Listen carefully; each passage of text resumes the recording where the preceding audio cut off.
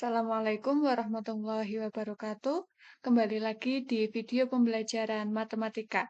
Pada video kali ini kita akan melanjutkan pembahasan kita di bab 1 polinomial yaitu bagian kedua, di mana pada bagian kedua ini kita akan sama-sama belajar tentang fungsi polinomial. Apa sih yang menjadi tujuan pembelajaran di video kali ini? Yang pertama, nanti diharapkan kalian setelah menonton video ini dari awal sampai akhir, yang pertama kalian dapat mengetahui pengertian dari fungsi polinomial. Kemudian kalian juga dapat menggambar fungsi polinomial. Yang ketiga, kalian dapat mengidentifikasi perilaku ujung fungsi polinomial. Kita langsung saja ke pengertian fungsi polinomial. Di sini fungsi polinomial dalam variabel adalah fungsi yang memiliki bentuk umum Px sama dengan AN X pangkat N dan seterusnya sampai A0. Nah, di sini dengan koefisien-koefisiennya yaitu ini yang di depan variabel X, ini namanya koefisien, ada AN, AN-1, AN-2, kemudian sampai dengan A0 adalah bilangan-bilangan real, di mana koefisien ini bilangan real dan AN ini tidak boleh sama dengan 0. Kenapa? Kalau AN-nya 0, itu artinya nanti 0 dikalikan X pangkat N itu kan 0. Jadi tidak boleh ya, untuk AN-nya itu tidak boleh 0 dan N adalah bilangan cacah. Untuk pangkat itu berupa bilangan cacah. Jadi variabelnya itu ketika pangkatnya negatif itu tidak boleh. Pecahan juga tidak boleh. Bilangan cacah itu dimulai dari 0, 1, 2, dan seterusnya. Jadi pangkat N-nya ini bisa 0, 2, 1, 2, 3, dan seterusnya. Serupa dengan bentuk polinomial, fungsi polinomial juga memiliki derajat. Derajat dari fungsi polinomial yang disebutkan dalam definisi tersebut adalah N. Suku dari fungsi polinomial yang memiliki derajat tertinggi disebut dengan suku utama. Nah, di sini misalkan ini adalah pangkat tertingginya kan N, maka suku pertamanya atau di sini disebutkan bahwa suku utama itu adalah suku dari fungsi polinomial yang memiliki derajat tertinggi. Karena di sini derajat tertingginya N, maka suku utamanya adalah AN X pangkat N. Koefisien dari suku utama tersebut dinamakan koefisien utama.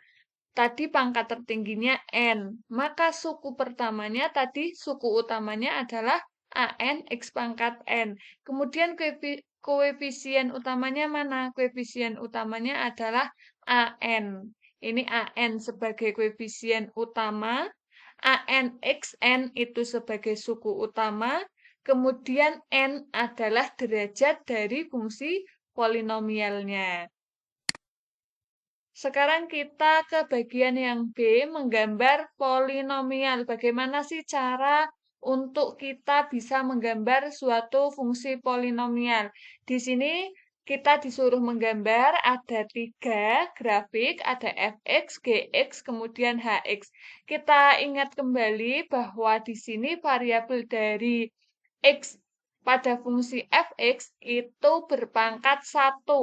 Ini kita dulu waktu kelas 10 sudah kita pelajari bahwa ini termasuk fungsi linier karena pangkatnya 1. Nanti ketika digambar akan membentuk garis lurus. Kemudian untuk fungsi gx.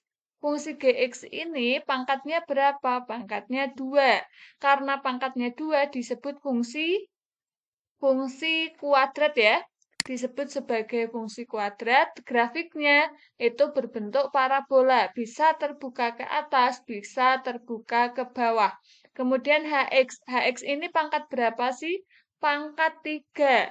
Untuk pangkat 3 ini nama fungsinya fungsi berderajat 3 atau polinomial berderajat 3. Jadi ketiga-tiganya ini termasuk fungsi polinomial, tetapi fungsi polinomial itu kan macamnya banyak. Ada fungsi linier, fungsi kuadrat, fungsi berderajat 3, nanti juga ada berderajat 4, dan seterusnya. Yang perlu kita perhatikan, kalau dia pangkatnya 1, itu nanti gambarnya garis lurus. Pangkat 2 itu berupa parabola terbuka ke atas atau terbuka ke bawah. Kalau ketiga, nanti kita akan mengamati bersama ya. Kita lanjut untuk cara menggambarnya seperti apa. Yang pertama, yang A, fx sama dengan 2x ditambah 5. Maka langkahnya, grafik fungsi f dapat digambar dengan terlebih dahulu menentukan beberapa nilai fungsinya. Kemudian menuliskan ke dalam tabel beserta dengan pasangan berurutan yang diperoleh. Jadi, kita langkah pertamanya itu menentukan nilai x. Kita coba sembarang angka. Biasanya yang lebih mudah itu adalah angka 0. Kemudian nanti ke kanan, kalau 0 itu ke kanan kan lebih besar. Ada 1, 2, 3. Kemudian ke kiri itu juga negatif 1, negatif 2, dan negatif 3. Ketika kita ini asal ya, sembarang angka untuk X itu boleh semua. Tetapi untuk lebih memudahkan, biasanya dimulai dari 0, kemudian kita mengambil beberapa angka dari 0 ke kanan, dan mengambil beberapa angka dari 0 ke kiri. Setelah kita menentukan X yang akan kita uji coba, kita masukkan ke fungsi fx. Di sini 2x plus 5. Maka ketika x-nya negatif 3, 2 kalikan negatif 3, negatif 6, ditambah 5, ketemu nilainya negatif 1. Maka Y atau fx-nya itu adalah negatif 1. Ketika X-nya negatif 2, 2 kalikan negatif 2 itu negatif 4 ditambah 5, ketemu Y-nya 1. Kemudian lanjut lagi, ketika X-nya negatif 1, 2 kali negatif 1 itu negatif 2 ditambah 5, 3 ya. Di sini ketemu Y-nya 3. Kemudian X-nya 0, kita masukkan X-nya 0, 2 kalikan 0 ditambah 5, ketemu 5.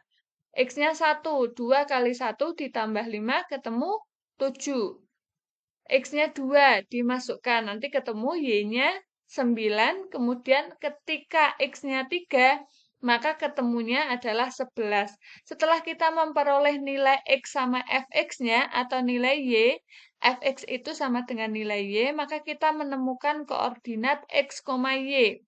Negatif 3, negatif 1, negatif 2, 1, negatif 1,3, 0,5, 1,7, 2,9, 3,11. Maka langkah berikutnya, untuk mendapatkan grafik F, gambar pasangan-pasangan berurutan X, Y, dan hubungkan dengan sebuah garis.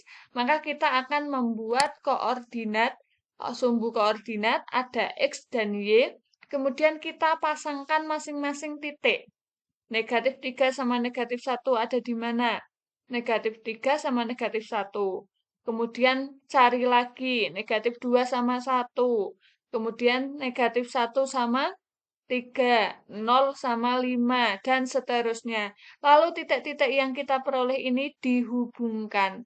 Maka itulah fungsi fx-nya. Gambar dari fungsi fx sama dengan 2x ditambah 5. Maka setelah kita menghubungkan titik-titik ini, ternyata benar ya, ketika dia berupa fungsi linier, x-nya berpangkat 1, grafiknya berupa garis lurus. Ini untuk soal yang pertama. Sekarang kita ke yang B. Caranya sama. Langkah yang pertama, nanti kita tentukan dulu X-nya dari 0, kemudian boleh mengambil beberapa angka ke kanan, dan beberapa angka ke kiri. Ini yang saya ambil contohnya seperti ini. Kalian boleh membuat bebas, pilih X sembarang. Kemudian langkahnya sama, ketika sudah menentukan X, maka kita cari nilai Y atau fx-nya dengan cara mensubstitusikan ke dalam fungsi. Di sini misalkan kita ambil contoh untuk X-nya negatif 2. Negatif 2 pangkat 2 dikurangi 2 kalikan negatif 2 dikurangi 3. Ketemunya 5. Nanti ketika kita memasukkan X-nya 0, Maka 0 kuadrat dikurangi 2 kali 0 dikurangi 3, ketemu negatif 3, dan seterusnya. Kemudian setelah kita mensubstitusikan ini, kita kan peroleh nilai fx sama y. Maka kita gabungkan x, y, negatif 2,5, negatif 1,0, 0, negatif 3, dan seterusnya. Sampai dengan 4,5. Perlu digarisbawahi, angka X berapapun yang kalian pilih, nanti gambar grafiknya sama ya.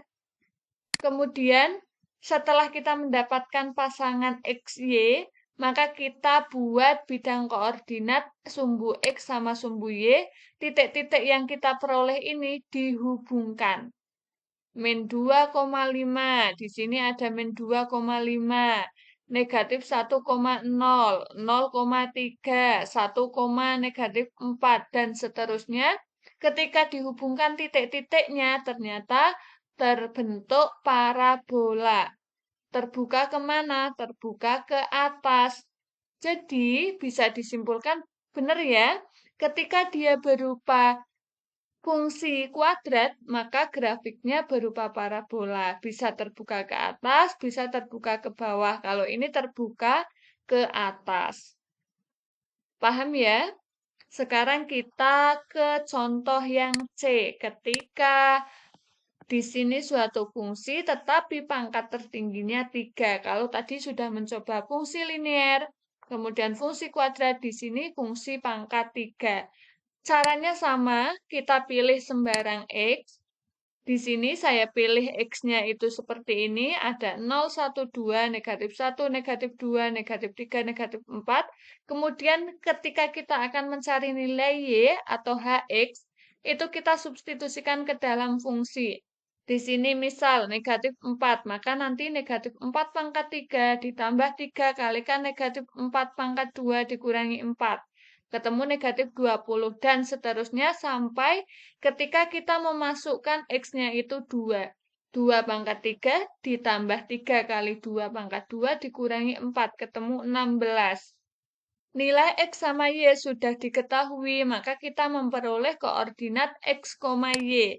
Setelah koordinat-koordinatnya ini diperoleh, langkahnya sama, kita gambar bidang koordinat, pakai kartesius, ada sumbu X dan sumbu Y. Kemudian titik-titik yang kita peroleh ini kita hubungkan. Negatif 4, negatif 20, kira-kira ada di mana? Ada di sebelah sini ya, negatif 4, negatif 20, kemudian ada 3, negatif 3, negatif 4, dan seterusnya. Nanti akan terbentuk di sini yang paling gampangnya, kita cari yang 0 ya, negatif 2,0. Ini negatif 2,0 di titik puncaknya, yang jadi patokan itu di titik puncaknya, negatif 2,0 sama di sini ada 0, negatif 4. Kemudian ada lagi di 1,0. Nah, ini nanti titik-titik ini dihubungkan semua, maka akan terbentuk kurva seperti ini, grafiknya seperti ini. Untuk cara menggambar grafik jelas ya. Yang pertama kita tentukan nilai X, kemudian disubstitusikan ke dalam fungsi yang diminta, maka kita peroleh koordinat X, Y. Setelah memperoleh titik-titik koordinat X, Y, kita gambarkan di bidang koordinat atau bidang kartesiusnya. Nah, sekarang langkah berikutnya atau materi yang ketiga. Oh, di sini bentuk umum dulu. Bentuk umum grafik fungsi polinomial ditunjukkan pada gambar di bawah ini. Nanti kita akan mengamati dipilih yang memiliki titik potong dengan sumbu X banyaknya maksimum. Ketika dia berderajat 0, nanti X-nya berderajat 0, maka gambarnya titik potong dengan sumbu X-nya itu tidak ada. Ketika berderajat 0, maka titik potong dengan sumbu X-nya tidak ada. Kemudian ketika berderajat 1, maka akan berpotongan di sumbu X, grafik akan berpotongan di sumbu X sebanyak 1, maksimal 1. Kemudian ketika derajatnya 2, maka akan berpotongan di sumbu X-nya itu sebanyak 2, maksimum 2. Kemudian ketika fungsi itu berderajat 3, maka maksimum titik potong dengan sumbu X itu sebanyak 3. Ada 1, 2, 3. Kemudian ketika berderajat 4, maka titik potong di sumbu X itu maksimal ada 4. 1, 2, 3, 4. Kemudian berderajat 5, maka nanti sumbu X-nya akan berpotongan, grafik itu akan berpotongan dengan sumbu X sebanyak 5. Ini maksimalnya 5. Nanti kalau 6 juga maksimalnya 6. Nah, dari keterangan ini bisa kita peroleh kesimpulan apa? Di sini, jadi jumlah terbanyak titik potong dengan sumbu X sama dengan derajat polinomial tersebut. Jumlah terbanyak titik potong itu sama saja dengan derajat polinomial. Jadi titik potong di X-nya ini ya, kalau berderajat 0 berarti tidak ada, derajat 1 ada 1, 2 ada 2, 3 ada 3, 4 ada 4, 5 ada 5, dan seterusnya. Materi berikutnya mengidentifikasi perilaku ujung grafik fungsi polinomial. Jadi dari ujung grafik itu nanti bisa diamati. Perilaku ujung adalah perilaku dari suatu grafik ketika X mendekati tak hingga atau negatif tak hingga. Perilaku ujung dari grafik polinomial ditentukan oleh suku utamanya. Nah, di sini nanti kita bisa menentukan perilaku ujung dari grafik polinomial dengan cara melihat suku utamanya. Di sini ya, kalau suku utamanya itu kok AN-nya lebih besar dari 0, maka nanti grafiknya itu yang bagian kanan menghadap ke atas. Yang bagian kanan ya. Kemudian kalau AN-nya kurang dari 0, maka bagian kanannya itu ke bawah. Cara yang paling mudah seperti itu. Kalau positif, AN lebih besar dari 0 kan artinya positif. Maka yang kanannya ke atas. Kalau kurang dari 0, maka yang kanannya ke bawah. Kemudian N-nya, pangkatnya jika genap, maka akan searah. Bisa dua-duanya ke atas, bisa dua-duanya ke bawah. Untuk N, pangkat itu berpengaruhnya di atas, menghadap. Menghadapnya kemana? Itu selalu bersamaan. Kalau ke atas ya ke atas semua, kalau ke bawah itu ke bawah semua. Kemudian kalau ganjil itu antara kanan dan kirinya, yang bawah ke atas, atau ya kalau ganjil itu berlawanan, yang satu ke bawah, yang satu ke atas. Tinggal dilihat kalau AN-nya lebih besar dari 0, maka yang kanan ke atas, berarti yang kiri ke bawah. Kalau AN-nya kurang dari 0, yang kanan ke bawah, maka yang kirinya itu ke atas. Jadi untuk pangkat itu mempengaruhi apakah hadapnya itu semuanya sama atau berbeda. Kemudian kalau untuk AN berpengaruhnya di yang kanan ke atas atau ke bawahnya. Untuk lebih memahami perilaku ujung grafik ini, kita ke contoh ya. Di sini menggunakan perilaku ujung grafik fungsi polinomial dengan mengidentifikasi perilaku ujungnya. Pasangkan masing-masing fungsi polinomial berikut dengan salah satu grafik A sampai dengan D. A sampai dengan D. Ayo kita coba amati satu persatu. Perlu diingat bahwa perilaku ujung grafik itu yang dilihat adalah suku utamanya. Suku utama itu apa? Suku atau yang memiliki derajat tertinggi, pangkat tertinggi. Pangkat tertingginya mana kalau yang A? 4, maka suku utamanya adalah X pangkat 4. Suku utamanya negatif X pangkat 3, suku utamanya negatif X pangkat 6, kemudian yang terakhir 25 X pangkat 5. Kita lihat Yang pertama, pangkatnya genap atau ganjil. 4 itu genap ya. Maka kalau pangkatnya genap, tadi arahnya berlawanan atau sama ketika N-nya genap.